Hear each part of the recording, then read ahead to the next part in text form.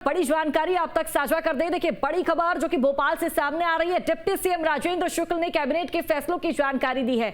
जलगंगा संवर्धन अभियान का सफलतापूर्वक समापन हुआ है। राजेंद्र शुक्ल का कहना है, देखिए, जमीन का वाटर लेवल होगा रिचार्ज। 1 जुलाई से 15 सितंबर तक एक पेड़ मां के नाम अभियान चलेगा।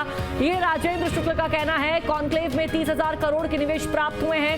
सूरत में 15,110 करोड़ के निवेश प्राप्त हुए हैं। मूंग और उड़द की एमएसपी पर खरीदी का निर्णय राजेंद्र शुक्ल का, डिप्टी सीएम का कहना है। बड़ी जानकारी आप तक साझा कर दे तो बड़ी खबर आपको बता दें, डिप्टी सीएम राजेंद्र शुक्ल ने कैबिनेट में जो फैसले लिए गए हैं उसके बारे में जानकारी दी है।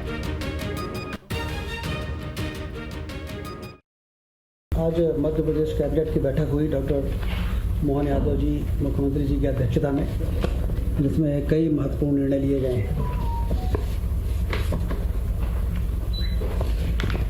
जैसा कि आप सब जानते हैं कि जल गंगा संवर्धन अभियान जो 30 मार्च से शुरू किया गया था, उसका समापन 30 जून को कल खंडवा में हुआ है।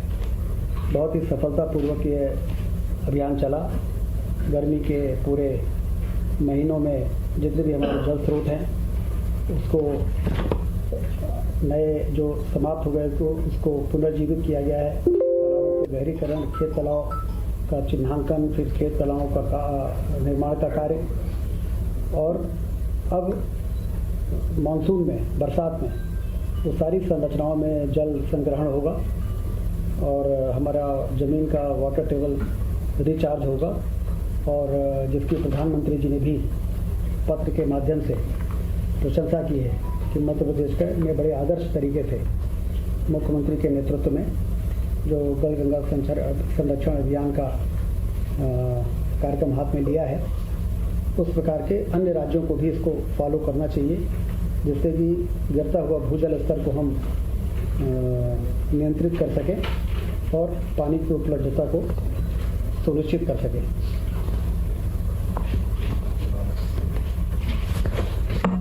1 जुलाई से 15 सितंबर तक अभी दूसरा अभियान की शुरुआत हो रही है, एक पेड़ मां के नाम, जिसमें कि पूरे प्रदेश भर में यह अभियान चलेगा। उसी प्रकार से जैसे जल गंगा संरक्षण अभियान चला है, वृक्षारोपण को जन आंदोलन बनाना उद्देश्य है, क्योंकि हम सब जानते हैं कि वृक्षारोपण से ही हम क्लाइमेट चेंज और पर्यावरण की जो चुनौतियाँ हैं उसका सामना कर सकते हैं। इसलिए इस कार्यक्रम को भी आज मुख्यमंत्री जी ने निर्देश दिया है कि इसको भी पूरी क्षमता के साथ हमें शुरू करना है और इसको पूरा करना है।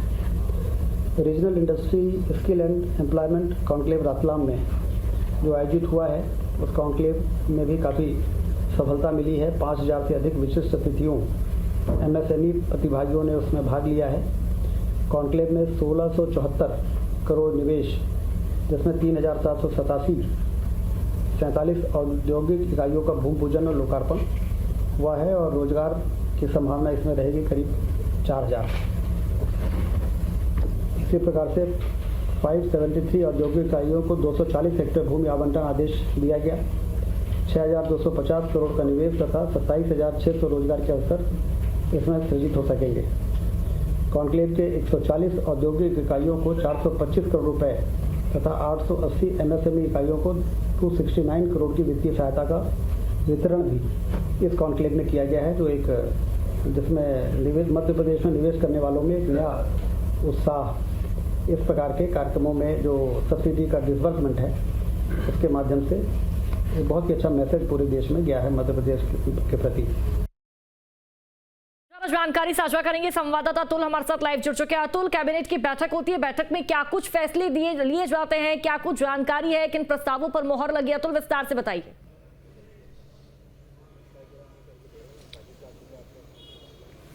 देखिए, बिल्कुल कैबिनेट की बैठक आयोजित हुई थी आज, और मुख्यमंत्री मोहन यादव की अध्यक्षता में मंत्रालय में ये बैठक आयोजित हुई थी। लगभग 1 दर्जन से ज़्यादा प्रस्ताव इसमें आए थे जिसको मंजूरी मिली। खासतौर पर जिस तरीके से हमने देखा था कि जल गंगा संवर्धन योजना मध्य प्रदेश में चल रही थी और उसका समापन बीते दिन हुआ है, मुख्यमंत्री मोहन यादव ने खंडवा में किया। उसको एक सबल अभियान के तौर पर बताया गया। मध्य प्रदेश के अंदर एक अभियान का दूसरा चरण फिर शुरू होने जा रहा है, एक पेड़ माँ के नाम। चूँकि मध्य प्रदेश को हरियाली के प्रदेश के रूप में जाना जाए, उसको लेकर मध्य प्रदेश सरकार लगातार काम कर रही है। इसको लेके 1 जुलाई से लेकर 15 सितंबर तक एक पेड़ मां के नाम अभियान चलाया जाएगा, जो मध्य प्रदेश के तमाम जिलों में चलाया जाएगा। इसमें बड़ी संख्या में पौधारोपण किया जाएगा और उनकी देखरेख की जाएगी। इसके अलावा देखिए, एक महत्वपूर्ण फैसला और आज लिया गया। जिस तरीके से हम कहते हैं किसी प्रदेश का विकास उसके गांव से होते हुए गुजरता है, मध्य प्रदेश सरकार और खासतौर पर मध्य प्रदेश के मुखिया मोहन यादव का ये मंशा है कि मध्य प्रदेश के जो गांव हैं उनको विकसित किया जाए, उनको हाईटेक बनाया जाए और तमाम सुविधाएं जो उन गांवों के अंदर पहुंचा जाए। उसको लेके अब जो है योजना शुरू की जा रही है, सीएम वृंदावन ग्राम योजना। इसके तहत तमाम 2000 से कम पॉपुलेशन वाले क्षेत्र जो हैं, गांव हैं, उनको विकसित किया जाएगा। वहाँ पे बिजली, पानी, सड़क सहित तमाम अन्य सुविधाएं जो शहर में दी जाती हैं, उन सुविधाएं देने की वहाँ पे कोशिश की जाएगी। उसको लेके तमाम रोड तैयार किया गया है और आने वाले कैबिनेट के अंदर इसको प्रस्ताव में मंजूरी मिल दी गई है। आने वाले समय में इस पे काम शुरू होता हुआ दिखाई देगा। देखिए, इसके अलावा बात करें तो मूंग और उड़द की खरीदी का निर्णय भी लिया गया है और कैबिनेट के अंदर इस प्रस्ताव को लाया गया था, जिसको पारित कर दिया गया। इसके अलावा जिस तरीके से हम देख रहे हैं कि मध्य प्रदेश के अंदर लैपटॉप और साइकिल का वितरण किया जाता है मेधावी छात्रों को। 4 जुलाई को यह कार्यक्रम आयोजित होने जा रहा है। कैबिनेट के अंदर इसका प्रस्ताव लाया गया, जिसको पारित किया गया और तमाम मंत्री और प्रभारी मंत्री को अपने अपने क्षेत्र में उस दिन रहने की हिदायत मुख्यमंत्री मोहन यादव ने दी है।